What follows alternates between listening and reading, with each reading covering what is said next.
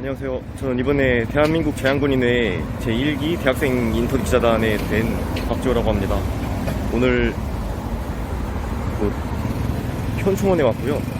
한번 현충원을 탐방해 보도록 하겠습니다. 오늘 현충원에 처음으로 와봤는데 정말 날씨가 구름 한 점 없을 만큼 정말 좋습니다. 지금 보이시는 것은 학도의용군 무명용사탑입니다. 아래를 보시면은 6.25 전쟁이 발발하자 전국 각지에서 학생들이 교복을 입은 채 군번도 없이 학도의용군으로 자진 참전하여 장렬하게 전사하였습니다. 그중 경상북도 포항지구 전투에서 전사하여 감회장되었다가 발굴된 이름을 알 수 없는 학도의용군 48위의 유해를 1964년 4월 국립서울현충원에 모셨습니다. 제 뒤에 보이는 것이 바로 영화 포화 속으로에 나왔던 그 학도병 용사분들께서 잠들어 계시는 곳입니다. 앞에 보이는 것은 타임캡슐의 모습입니다. 매설이 2020년 11월 25일 그리고 개봉은 2050년 6월 25일로 되어 있습니다. 올해가 2021년이니까 앞으로 29년이 남았는데 이에 대한 설명이 여기 있습니다. 대한민국 정부는 6.25 전쟁 70주년 사업추진회를, 국방부는 6.25 전쟁 70주년 사업단을 2020년에 조직하여 국군 전사자 유해 봉안 행사 등 호국보훈 행사와 전승 행사, 문화예술 행사, 평화체험 행사를 추진하였다. 저도 이것을 작년에 TV를 통해서 본 기억이 있습니다. 뒤에 비행기 세트장이 있고 그랬었는데 그래서 앞으로 이곳에는 국민이 작성한 추모액을 탑10 뉴스, UCC 등이 담겨있고 매설에 참여했던 장교와 부사관님들께서 2050년에 함께 개봉할 예정이라고 합니다. 역사는 기록되어야 기억된다.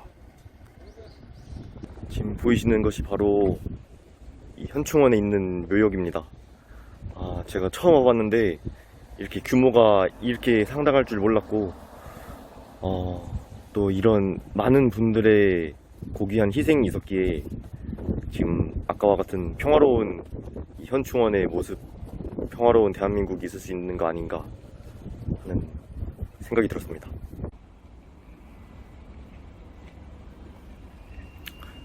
앞에 보이는 것은 6탄 10용사 현충비입니다.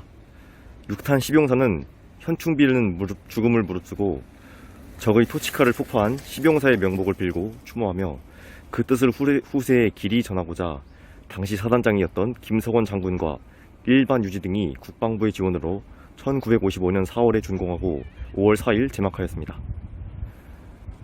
6.25 전쟁 이전인 1949년 5월 3일 북한군이 개성 송악산 지역의 우리 측 고지를 기습 점령하자 이튿날인 5월 4일 당시 육군 제1사단 11연대 소속 10명의 용사가 고지를 되찾기 위해 폭탄을 몸에 안고 적진을 향해 돌진하여 장렬하게 산화하였으며 6번의 묘역의 제일 앞줄에 안장되었습니다. 6탄 10용사분들의 성함: 소위 서부덕, 상사 황금재, 상사 윤승원, 상사 김종혜, 상사 윤옥춘, 상사 이희복, 상사 오재룡, 상사 박창근, 상사 박평서, 상사 양용순. 오늘 이곳에 와보니까 매번 TV로만 봐왔던 현충원의 모습인데 실제로 와보니까 이렇게 많은 분들의 묘역이 있는 것을 보고 이 수많은 분들의 그 고귀한 목숨이 바쳐져서 오늘의 이 나라가 있구나를 다시 한번 느끼는 그런 순간입니다.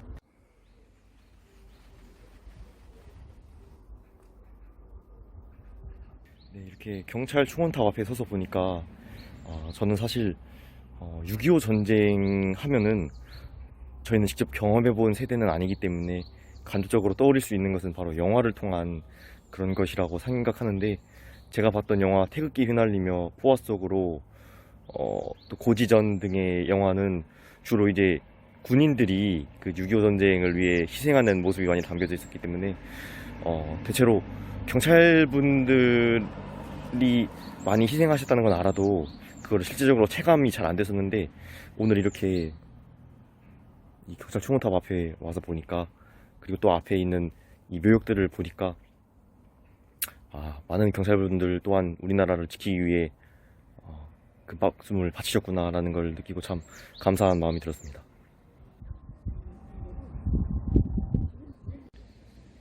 뒤에 보이는 비는 대한독립군 무명용사 위령탑입니다.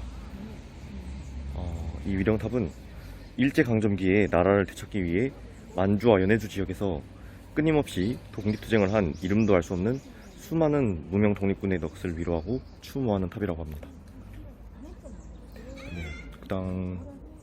또 왠지 저는 현충원이라고 하면은 6.25 전쟁과 관련한 것들만이 주로 생각이 나는데 왠지 모르겠지만, 그러면 이런 곳에 오면 이제 우리가 6.25 전쟁 일전 일제강점기를 겪었을 때도 우리나라를 지키기 위해 힘써주셨던 그분들을 모두 만나뵐 수 있어서 제가 너무나 어느 한 곳에 편협적으로만 생각하고 있지 않았나 그런 생각이 들었습니다.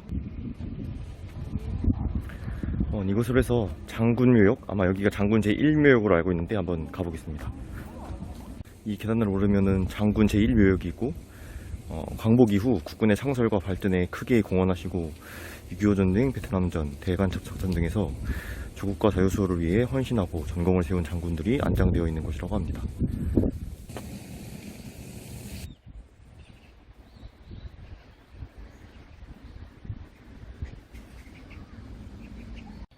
현재 제 뒤에 있는 추념비는 1950년 현지 임관 전사자 추념비입니다.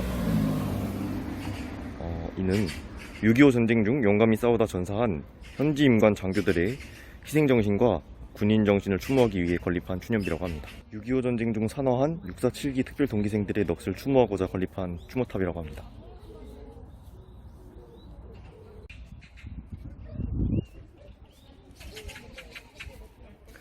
이곳은 부부 위패판이 모셔져 있는 곳인데, 유해를 찾지 못해 위패로 봉안된 유공자와 배우자의 위패가 함께 모셔져 있는 곳이라고 합니다.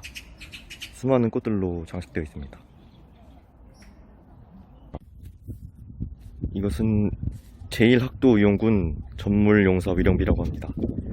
6.25 전쟁 당시 학도의용군으로 입대하여 조국을 위해 용감히 싸우다 전사한 142명의 제1학도의용군을 추모하는 위령비라고 합니다. 네, 지금 현재 시각이 17시 7분이고 제가 아까 한 1시 조금 넘어서 13시쯤만 넘어서 왔었는데 벌써 시간이 이렇게 흘렀습니다. 제가 오늘 이곳에 온 이유는 6월 호국보훈의 달을 맞이해서 제가 대한민국 제향군인의 소속 인턴기자로서 뽑혔기 때문에, 대학생 인턴기자로서 그래서 한번 취재 겸 와봤는데, 처음 와본 현충원이 이렇게 커서 참 놀랐고, 또 여러 묘비들을 보면서 이분들에게 우리 오늘날의 대한민국이 있다, 그런 걸 느꼈습니다. 날씨도 좋아서 참 재밌었던 하루였던 것 같고, 이상 마치겠습니다. 감사합니다.